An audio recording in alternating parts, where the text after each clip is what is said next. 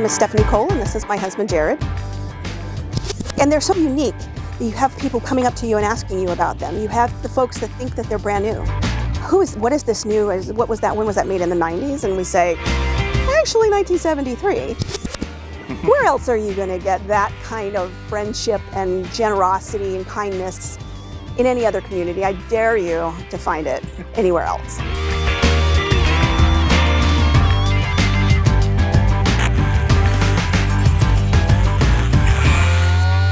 Someone in the community some time ago started a list, and they began asking folks who own these in different parts of the country, all over. They kind of put the question out there, would you be willing to help another GMC'er if they had a breakdown in your area, or if they needed help with something or had questions? And resoundingly, yes was the answer to that question. And so a man named Roger Black, it's called the Blacklist, created the Blacklist. In this catalog of names of people and their contact information, these are all folks who have offered their services and assistance or support in various ways. It doesn't necessarily mean that they're mechanically savvy and could do anything, but they have an extra parking space with hookups that you could use to fix what you need until you were on your way. Or they could provide you with a lift somewhere if you didn't have a toad.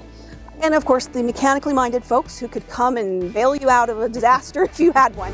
We have pulled on that string, utilizing the Blacklist at least once, maybe twice. Is that how we got the transmission?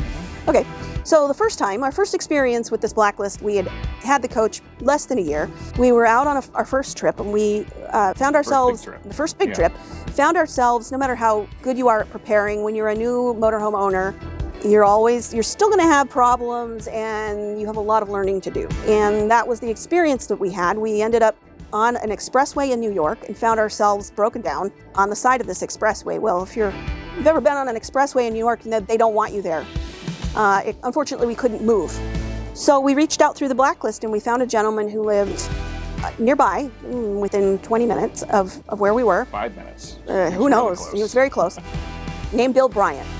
And anyone in the GMC community knows Bill Bryant. He is the historian of these motor coaches. He's taken it upon himself to gather as much historical information from manufacturing, like original manufacturing videos and original television ads and materials and things like that.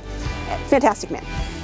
So we called him, and he was on his way home from a rally, which I'll describe in a minute, and was driving his motorhome back to his home when he got the call from us and said, hang tight, I'll be there shortly. I'll go get my tools and I'll be on my way.